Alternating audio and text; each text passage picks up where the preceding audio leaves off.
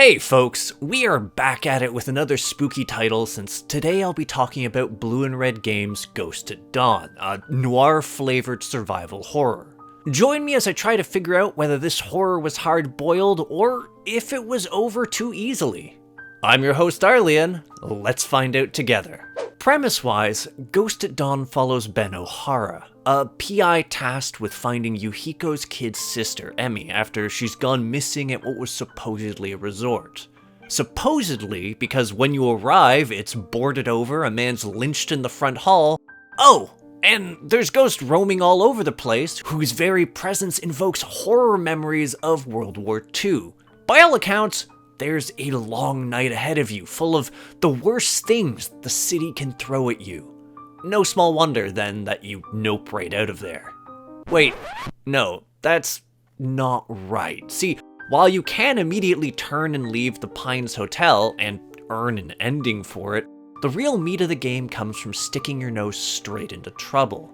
As you venture deeper, you'll gradually discover more clues, some of which come in the form of environmental details or observations you can make about the hotel's horrors, while others come in the form of notes which flesh out certain members of the cast. To Mrs. Fitzgerald. Trudy, listen, honey. I know you're mad, but this is overblown. You are not leaving me. Perhaps you've forgotten the vows you made before God? All of these come together to gradually flesh out what happened at the Pines, as well as unraveling the mystery surrounding Emmy's ultimate fate.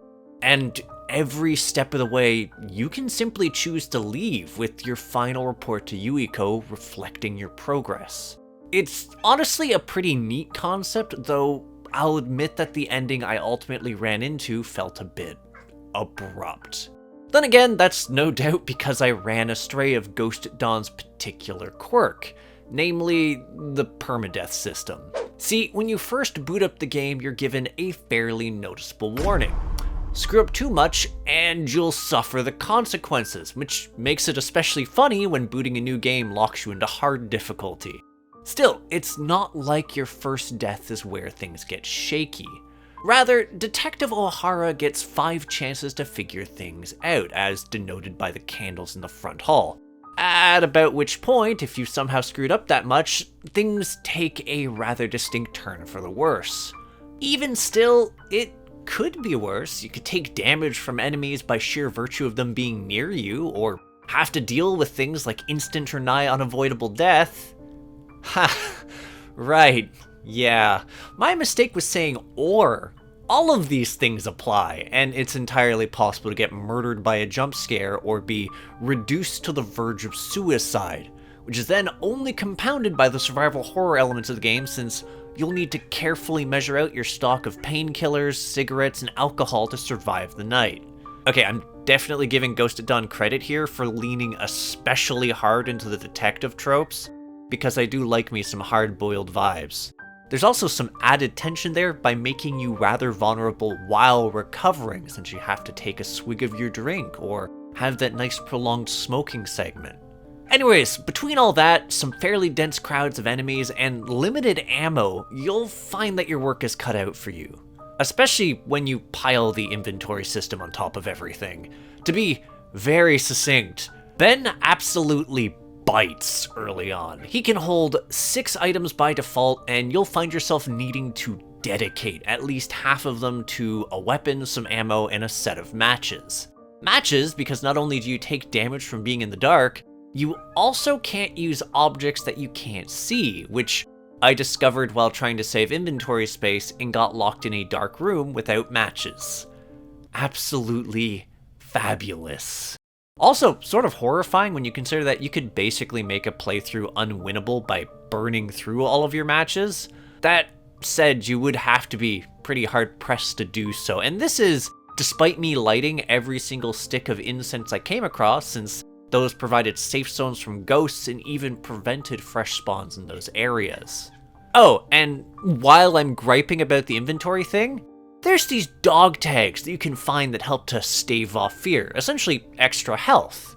It's nice, really, but it's a bit weird, since despite Ben literally wearing these, they take up an inventory slot. Like, yes, you can find and upgrade your inventory and earn an additional 3 slots. This helps a great deal, in fact.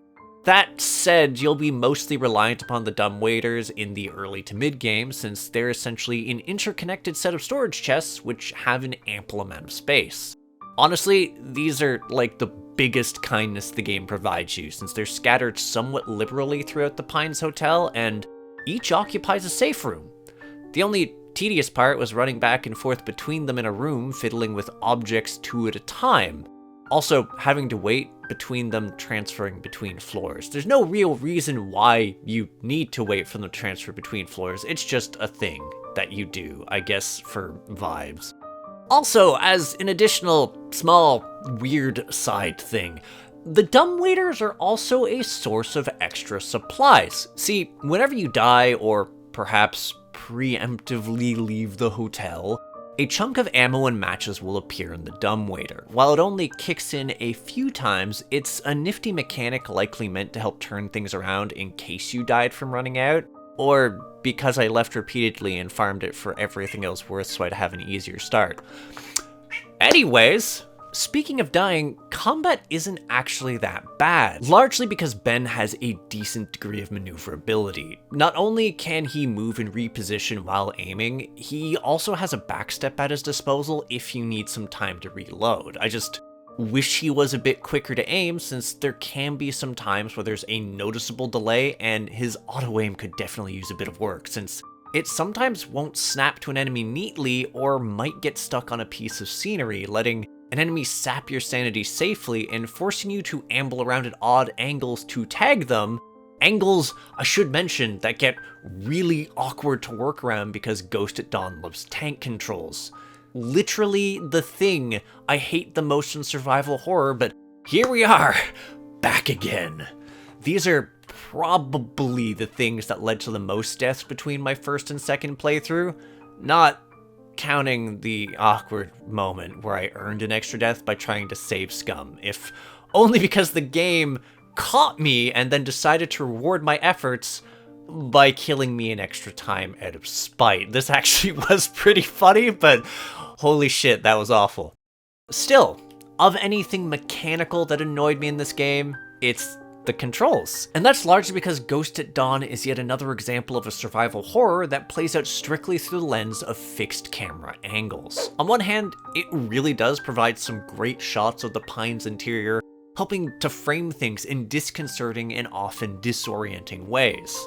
Here's the thing though, disorienting players, especially with controls that change contextually in a game where there's ambushes by instant kill enemies, is a bit frustrating, and then further compounded by the manner in which those same angles can literally hamper progressing forward, since it's really easy to get turned around and say a dark maze while it's happening. Or how about not seeing the door to a room that might contain supplies because it's masked by the angle shift, or not being able to see an item you need to progress the game / finish it because it's tucked away in a corner and you're being chased. Fuck you, Black Key. On the whole, this was a really frustrating element, since there were a few moments where I would find myself taking damage from an enemy that I could not see, such as when I was descending a set of stairs and trying to at least maneuver myself to a point where I could safely investigate, resulted in me dying instantly because the enemy got a chance to get close to me before the camera would ever change to actually adjust to them. Just, why?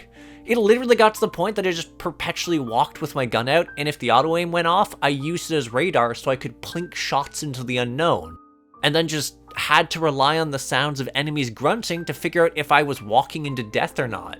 Like, yes, the sound design is good enough that you can do this relatively efficiently with only a bullet or 2 wasted, but it doesn't super work if an enemy's hiding behind something like, say, a staircase banister, since then you'll just get washed. You will just die. Though on the subject of sound design, not only is the voice acting decent, the music is actually quite good too. There's a jukebox you can come across fairly early in the game, and I actually recommend fiddling around with it. That's besides the point though. Really, we're overdue for the conclusion, and honestly, I did have fun. Both the narrative and presentation are two of the elements that I found Ghost at Dawn handled the best. It manages to execute the idea of an unfurling mystery quite well, spacing out the clues in such a manner that even near the end of the game, there were small twists to uncover or fresh sources of dread to sink in. It's nice, and the attention to the game's aesthetic really helps to hammer home the horror aspects. My only problem, really, is that the actual gameplay can sometimes clash a bit with what you're doing. While there's certainly some tension to be found in the idea of a ghost causing sanity damage as it creeps forward, the instant death mechanics really are obnoxious with the game's camera angles, and the way that enemies can hide behind crates only furthers that sudden shuffling off the mortal coil, or you walking around the camera angle deciding to change your controls and being unable to properly run away from an enemy who's quickly hustling after you. Also, this is on top of more than a handful of cheap deaths that can occur during your playthrough. Like, yes, the death system is a bit more fair than you'd think, in part because of the game's relative length, but I was infinitely more attached to the puzzle solving than the rest of it, especially when both the second and third boss can teleport directly on top of you while spawning skulls that can kill you instantly to boot. It's stuff like this which has me ultimately leaning more towards dubbing the game a fumble, albeit a strong example of one, and which has so far enjoyed a few patches due to the developer listening to feedback. For instance, I actually had a pretty nasty bug the first time I played through this. I reported to the dev and they found and solved it within the same day. Though speaking on developer notes, while post-game challenges for unlockables are neat, and that certainly does add a little bit of replayability, what I'd really love is if you could go back down that basement elevator while it's unlocked. That would be very wonderful if you were to incorporate that Blue and Red games, please. But yeah, that's that. So, thanks for tuning in. If you have something to say, leave a comment, and if you enjoy my efforts to create new indie reviews and interviews, hit subscribe and the bell button. For a link to my Discord, the Crit Hit Cauldron, check the description. There's also a link to my Patreon so you can get your name read in the credits, like Andy Noted, Greenwich Babby, and Shrimp Mania. That, or if you want to see reviews early on, or to support the channel. Also, my merch house for neat swag like Crit Hit coffee mugs. That said, I'll catch you on the next episode of Crit Hit. Take care till then, folks.